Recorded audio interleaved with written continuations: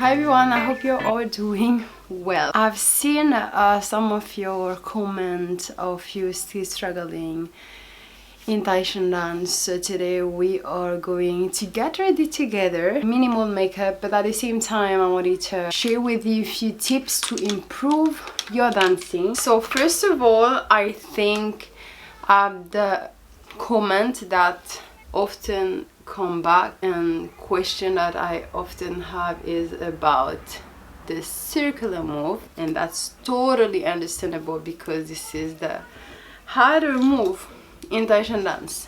There's two basic movements: the side to side move, which is the tamo, and the circular move, which is the ami, the farapu, and that's the move that you are struggling with. I made a lot of videos on that because there's always question about that move.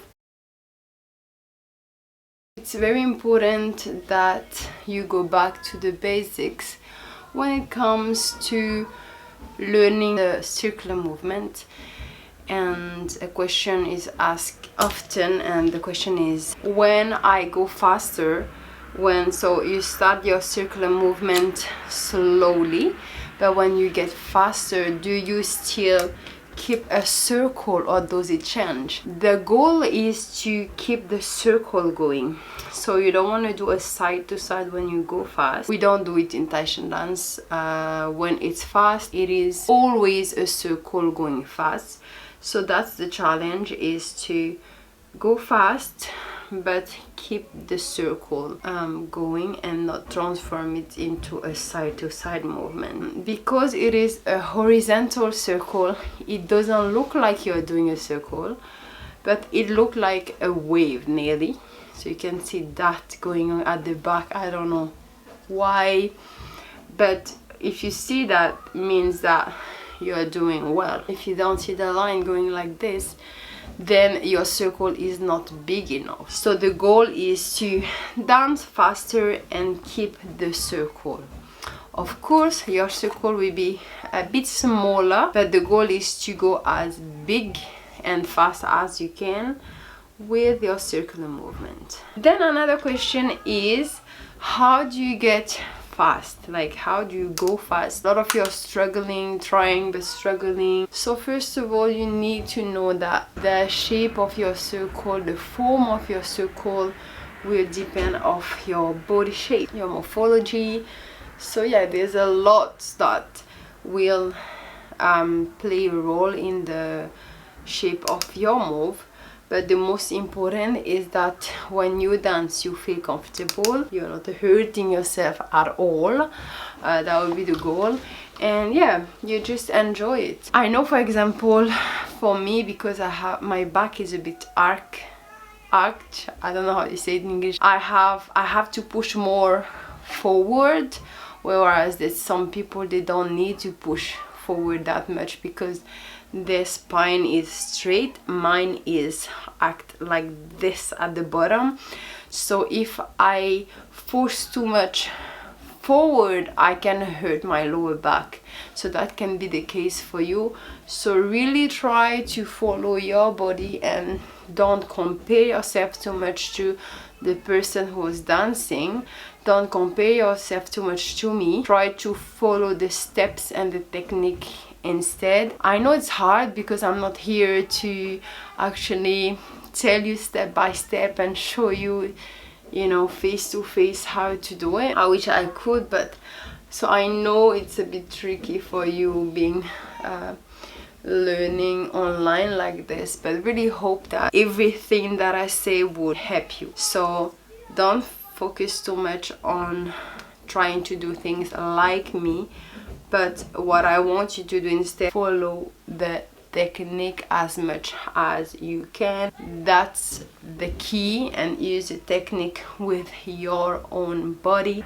There's a lot of beautiful dancers and they all dance differently even though they have the same technique, and that's because of their body type, their morphology, the length of their legs, their spine. So there's a lot. If you want to learn how to speed up, the most important is to focus on your knees and your hips.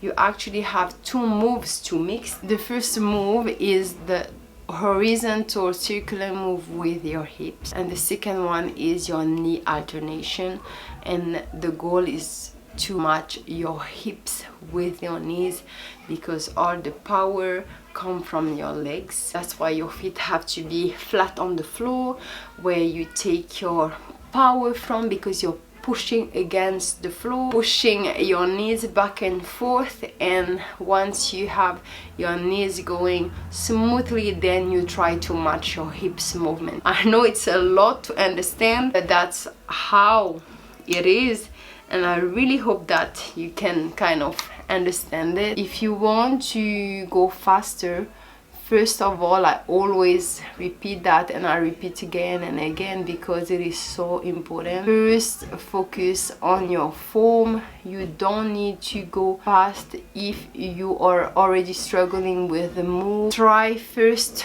to know how to do the circular move at a slow pace, then at your own pace, and when you feel comfortable, you see that naturally you will go faster, and then you'll hit a plateau, a point where you will see I can't go faster, and that's when I will advise you to try to train harder to push that plateau and to increase your speed. So really not in a rush for that. The most important for me personally is the form. If your form is not good and you try to go faster, it will not look good and you might hurt yourself because you're not using the right technique. Why do you coordinate the hips with the knees? It's because the knees have the power, it's stronger, it's faster, so it's easier.